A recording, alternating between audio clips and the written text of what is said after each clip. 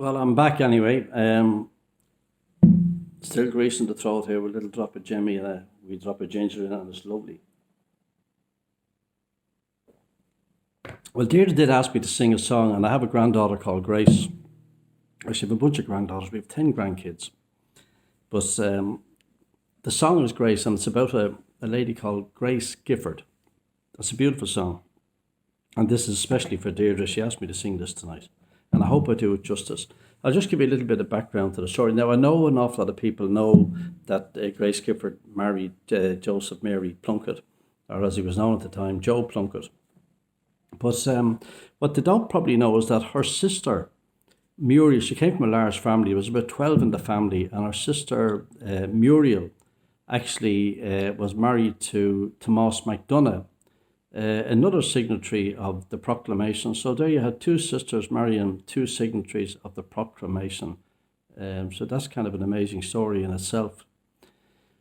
But on the day that Joe was to be executed in Kilmainham jail, they brought Grace Gifford over to Kilmainham jail with a priest. It was the priest that was going to marry them. And she arrived there about 6 o'clock in the evening, so they say. And she was allowed to spend some time with Joe, a very short amount of time. But she was never left alone with him. There was always a guard in the cell or wherever it was that they met. So she had a little time with him there, and then she went back, as I understand it, with the priest, and they called for her again then about 2 o'clock in the morning. And she went back over to Kilmainham jail. And on the second time she went in, she was only allowed 10 minutes with him. So she spent the 10 minutes with him, and exactly when the 10 minutes was up, the soldier in the cell, right, looked at his watch, 10 minutes were up, you're finished, out of here. And that was the last time she saw her husband alive. Now, that's a very sad story, but it's even sadder still because she actually ended up in the Civil War 21-22. She actually ended up back in Kilmainham jail herself. She was an anti-treaty revolutionary at the time, and she was locked up in Kilmainham jail. Now, what a lot of people don't know, she was a wonderful artist. She didn't die, by the way, until 1955. And while she was in the cell, to keep herself busy, she was given crayons by somebody who brought them in. And she would draw murals, etc., on the wall, and she had the complete cell, they say, painted out in these beautiful murals. But what happened, Kilmainham jail fell into disrepair, and when it fell into disrepair, a lot of these murals were wiped out, and there was only one of them that was left in any way, good, that it could be recognised, and that was the Madonna. And another artist went in, and he copied it exactly like it was when she had originally done the painting. And that's, as far as I know, the only one that survived from the drawings that were in the cell. So that's the story. As I said, she didn't die till 1955. So here's the song. It's called Grace, and it's beautiful. And it's gone around the world, I think, since Rod Stewart recorded it. And he has been to Kilmainham jail as well, a fair play to him, and he knows the story. So when we get to the chorus, will you all join in with me? I want to hear you. Anyway, sláinte. Here's to Grace Gifford, Joe Plunkett, Muriel, and Tomás MacDonagh. Wonderful people. We have a fellow like that in our gang as well called Edmund Honahan. If he was around, he would have been a signatory to the proclamation. So to Ed as well, sláinte. As we gathered in the chapel here in old Kilmainham jail, I think about these past few weeks. Oh, will they say we failed?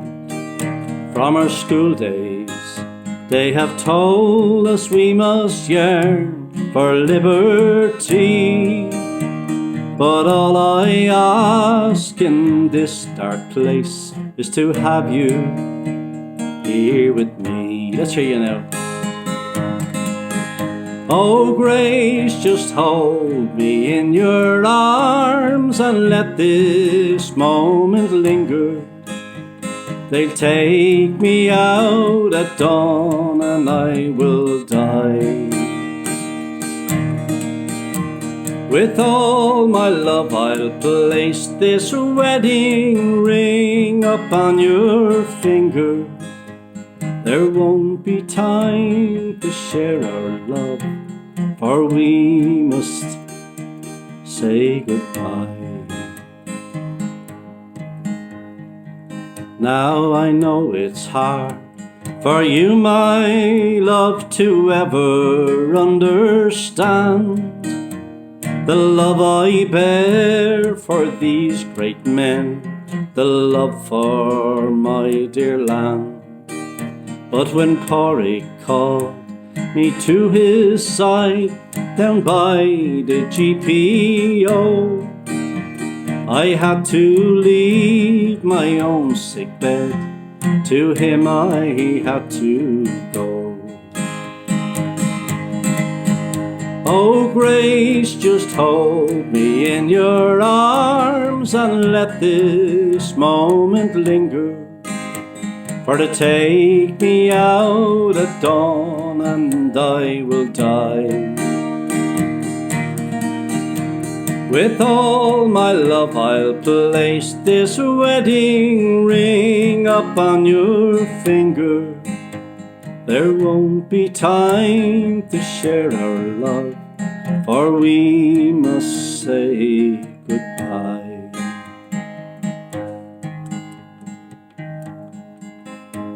And as the dawn is breaking, my heart is breaking too, as I walk out on this May morn. My thoughts will be of you, and I'll write some words upon the wall so everyone will know I love so much that I could see his blood upon the rose. Oh, Grace, just hold me in your arms and let this moment linger. They take me out at dawn and I will die. With all my love I'll place this wedding ring upon your finger. There won't be time to share our love, so we must say goodbye. There won't be time to share our love, so we must say goodbye.